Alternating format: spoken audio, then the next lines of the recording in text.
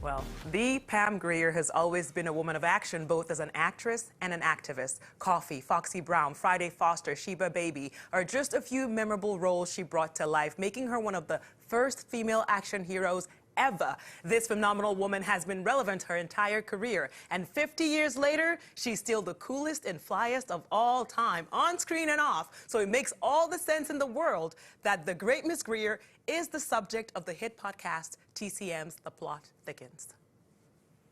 Guerrilla filmmaking at the cheapest.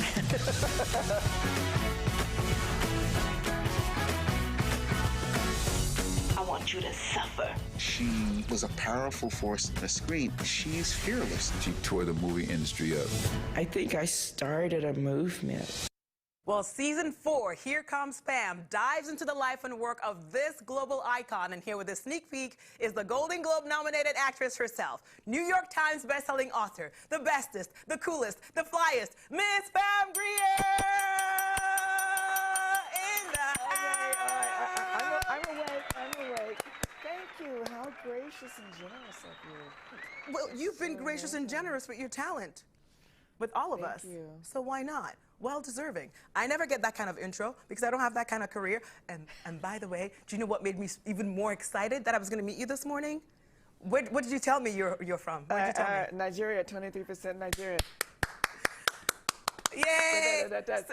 Listen, so when I tell them that we're related, no one can be like, oh, gee, no one's related to you. I'm related to Pam Grier. So let's talk all things you, because that's what season 4 of the podcast is about. And I'm never jealous of anyone, but I was jealous of Ben, the host of TCM's and the Plot Thickens, because he got to spend. I was envious of him interviewing me. No, he got to spend 20-something hours with you. Yes.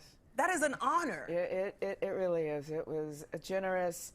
The work, the dedication, finding the information, and it's not that I forget. Mm-hmm. I have so much going on in my current life, which, because of my legacy of 50 plus years, and still have my mental faculties sometimes, everything. I live on a ranch. I live in a ranch house. I have to get out to see the people to keep my creativity and passion going. And then what it's afforded me is I'm here with you. I'm here talking about, hopefully not boring, my audience that I'm trying to thank for supporting me, and the industry and all of my colleagues. But I'm doing these incredible pieces of work. I'm on this brilliant show called Them. That we talked about earlier? Oh, it is so brilliant. It's coming 23, but there's certain things that draw you if it's instinctually original and scares the you-know-what out of you. And then there's Pet Sematary, and there's Cinnamon with Damon Wayans, and then I have a group of alpha females who are producing, writing, directing Foxy, my biopic. See? That's going to be crazy. We cannot wait, and that's the beauty of who you are inside out with this career, because you are not afraid to pick. When you pick a role, and it moves you to pick it. So when you pick it, we just follow along with the flow, because we know there's a reason behind that. But regarding the podcast, we know I'm not going to ask you what people are going to learn, because what's the point of asking you? They have to go listen to it, right? They will. It'll come to them, and it will pull them in, because you get to hear the levels, the 3D of the book. Because your friends are in it. You have your friends and former colleagues speaking about you as part of the series as well. So have you listened to what they have to say? Absolutely. So what? I end up lying on the floor, like listening to it, going, "Aw, that was so sweet," and I didn't know they felt that way, or they observed me. But I learn from my friends. I get my passion and my experiences in life from their honesty, from them sharing. We teach each other to pass down, to be on your backdrop, our legacy, our covers of our books, of our posters, of all that we've endured to enhance, encapsulate, share our lessons learned. And everyone responds with, "That happened to me." You see? And she's okay. Yep. And they're going to be okay. I know. I'm sure you already know how inspiring you are to many out there, like all over the world. And I just have to say this, I know that you're going to be back to chat with us because you have all these projects coming up. You promised to be back. Yes. If you don't, I know where your ranch is. Yes, you do. I will You pull a absolutely Ben do. and show up. And everyone has to dance at the gate. It's very. Did we not very dance tribal. earlier? We'll It's dance. when Ben and the crew showed up, it was a cold day. When they called, it was 80 degrees. But in the day they showed up, it was like 30, and they were like, ugh. But I was out there dancing when the gate opened, and we greeted them, and we just danced just to let them know this is what we do. When you come to my home, we're family. We're going to be bountiful, and it presented itself that it's going to be easy. Yes. It's going to be musical.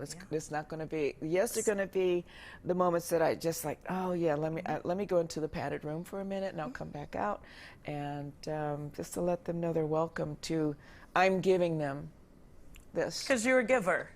You're a giver in every way, shape, or form. And I don't know how to ride a horse, but I'm going to learn because I know you have horses on your ranch. Yes. So I Yeah. will show up, Yeah. ready to go. They'll know. They will give you confidence. They are will? readers. They're true readers. You already gave me confidence. I am about to just take over the world right now. After this, like your energy, I have taken it. I am gonna go all kinds of crazy in all possible ways. Now, I don't know what you've listened to or heard, but when there's one of the episodes where my family's draft horse up in Cheyenne, Wyoming, we're from the Black West. Yes. And my great-grandmother had a sugar beet farm and a hotel for the blacks and Chinese that worked on the railroad.